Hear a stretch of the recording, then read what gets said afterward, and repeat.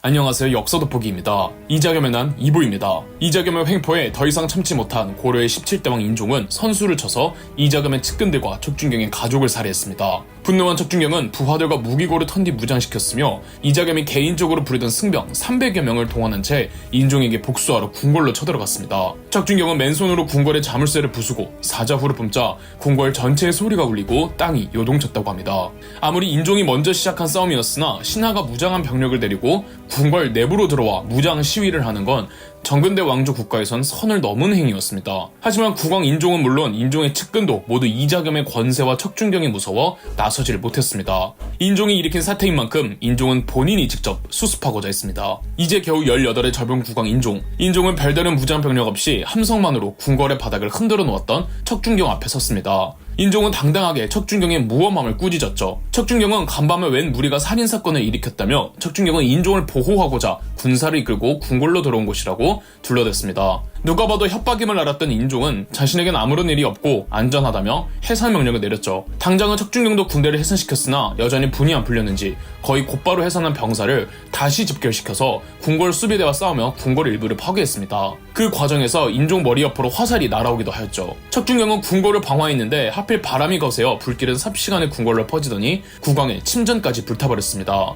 인종은 궁궐의 후원으로 대피하고 있었는데 시종하던 이들은 모두 도망가 버렸죠. 궁궐이 파괴되고 끝없는 비명이 궁궐을 가득 채우면서 지칠 대로 지쳐버린 인종은 고민했습니다. 어떻게 하면 자신과 더불어 자신을 지켜주는 이들의 안전과 생명을 보존할 수 있을까? 아무리 생각해봐도 답은 하나였습니다. 인종은 이자겸에게 서신을 보내 양위의 뜻을 밝혔습니다. 그러나 곧바로 수락해버릴 수 없던 이자겸은 한 번은 거절했죠. 한편 아무리 생각해도 도를 넘어섰다고 여긴 척준경의 무리 일부는 척준경을 배신하고 인종의 호의를 자처하는 이들도 있었습니다. 인종은 아직 남은 내시들을 통해 선왕들의 위패를 모시게 하고 본인은 호의를 받으며 무사히 궁궐을 빠져나가 다른 궁으로 이어했습니다. 인종이 다른 궁으로 옮겨갔다는 말에 척준경은 곧바로 그쪽으로 향했습니다. 인종을 지키려던 장수들이 척준경에게 덤비지만 척준경이 한 칼에 나가 떨어졌죠. 인종의 편을 들거나 국왕을 지지했던 왕당파 인사 상당수가 사륙당했습니다. 이자겸도 교묘했던 것이 인종 자체를 건드릴 수는 없으니 인종에게 호위하는 신하들을 궁궐 밖으로 내보내라고 협박했습니다. 인종은 그들의 생명을 보장해준다는 조건으로 그들을 궁궐 밖으로 내보냈으나 궁궐 문을 나오자마자 피살됐죠. 이자겸은 인종에게 더 이상의 피를 보고 싶지 않다면 궁궐을 나와 자신의 사택을 방문하라는 마지막 협박문을 보냈습니다. 인종은 별 수 없이 궁궐을 나와 단 3명의 호종하는 장군을 데리고 이자겸의 집을 갑니다. 이자겸의 사택을 방문하자 곧바로 인종을 호종하던 3명의 장군들 모두 피살됐습니다. 그중 한 명은 죽기 마지막까지 인종의 옷을 붙잡으며 살려달라고 애원했죠. 그러자 인종은 이자겸에게 자비를 베풀려고 소리쳤지만 이자겸은 무시했습니다. 인종의 옷을 붙잡으며 애원하던 장군이 끌려가면서 인종의 옷이 찢어지기도 하였죠. 엄연히 고려의 국왕이지만 그를 호종하는 사람은 아무도 없고 옷은 남루하게 찢어져 있었습니다. 사택에 있던 이자겸과 그의 아들들 그리고 그의 일파는 그 누구도 인종에게 절을 하지 않았습니다. 인종은 이자겸 내외와 독대하였습니다. 이자겸은 인종을 어찌 처리할지 고민하는데 이자겸의 아내가 인종에 대한 선처를 부탁했습니다. 인종은 그래도 두 사람의 외손자이고 그들의 딸이 모두 인종의 왕후 혹은 후궁이었거든요. 이자겸은 인종을 가택연금시키기로 합니다. 그렇게 약 2개월간 인종은 모든 활동을 제약받은 채 궁궐이 아닌 이자겸의 사택에 갇혀 있었죠. 신세를 한탄하는 것밖에 없이 쓸쓸히 갇혀있는 인종에게 생각지도 못한 희망의 빗줄기가 절망의 틈 사이로 들어오고 있었습니다. 바로 이자겸과 척준경 사이의 갈등이었죠. 사실 언젠가부터 이자겸과 척준경의 관계가 좋지만은 않았습니다.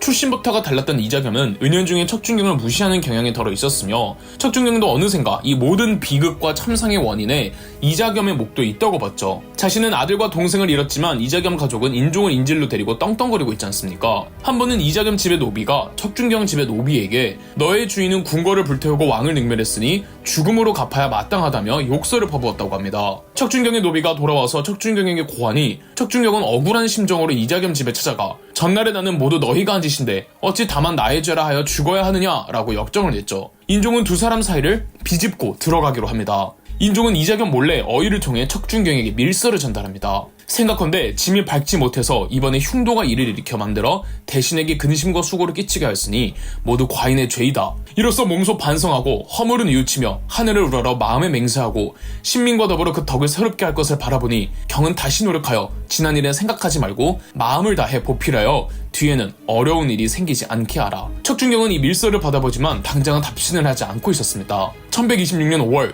2개월 만에 인종은 이자겸의 호위하에 궁궐로 돌아왔습니다. 돌아오고 보니 내신은 전부 물갈이 되어 있었죠. 인종은 돌아온 날 혼자서 북쪽 동산에 나아가 하늘을 우러러 통곡하였다고 합니다. 이때쯤 이상한 예언서가 퍼지고 있었습니다. 예언서의 내용은 18자 위왕, 18자가 왕이 된다는 내용인데 18자는 이의 파자죠. 이씨의 성을 가진 이가 왕이 된다는 뜻으로 누가 봐도 이자겸 측에서 퍼뜨린 예언이었습니다. 인종에게 유일한 희망은 척준경을 자기 편으로 끌어들이는 것인데 숨을 죽이고 있던 인종의 측근은 몰래 척준경에게 계속 접근을 하고 있었습니다. 묵묵부답으로 일관하던 척준경은 결국은 답서를 보내는데요. 그 답서의 내용은 충성을 바치겠습니다 였습니다. 인종과 척준경 사이에 무엇이 오고 가고 있는지 꿈에도 모르는 채 이자겸은 인종에게 양의하라는 무언의 압박을 보내고 있었습니다. 하지만 인종은 척준경만 믿으며 존버하고 있었죠. 이자겸은 최후의 수단을 쓰기로 합니다. 바로 인종을 살해하는 것. 이자겸은 인종에게 독이 든 떡을 바쳤는데 내막을 미리 알고 있던 이자겸의 넷째 딸이자 인종의 후궁 복창원주가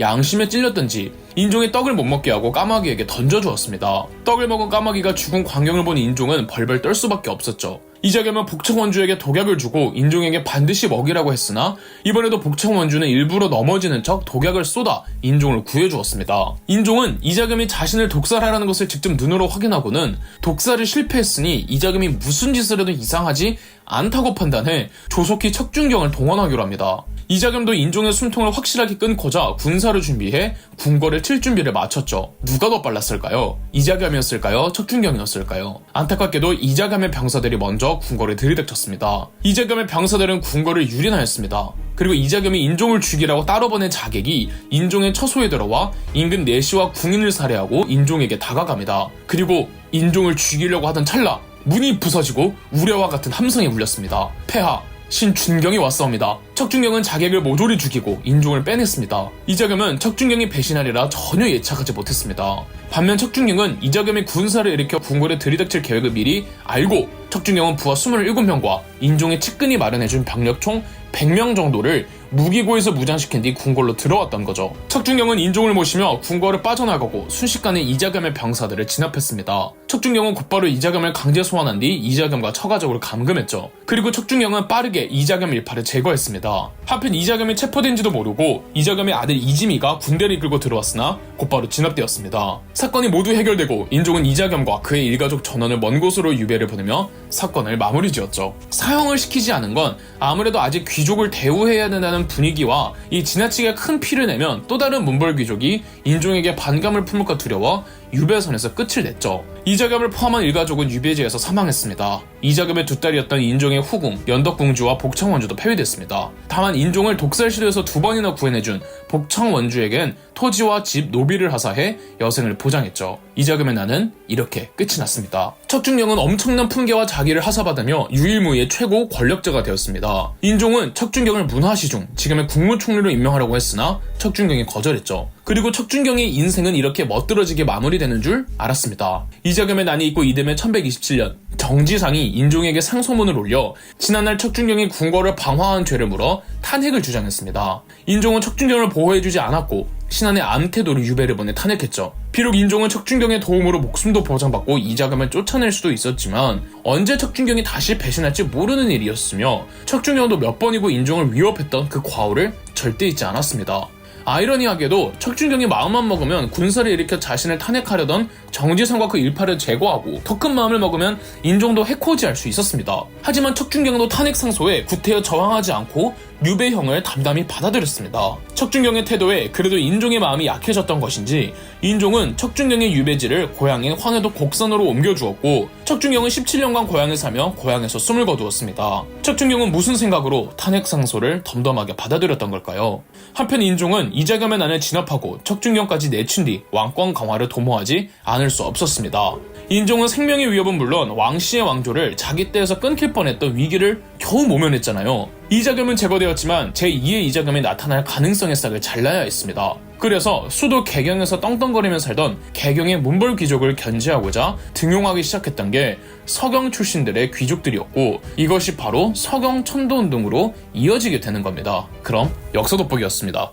저희 역사 돋보기가 멤버십 가입을 시작했습니다. 멤버십 가입을 해주신 분들 덕분에 영상 제작에 큰 도움이 되고 있습니다. 감사합니다. 영상 재미있으셨다면 구독과 좋아요, 알림 설정까지 해주시면 감사드리겠습니다.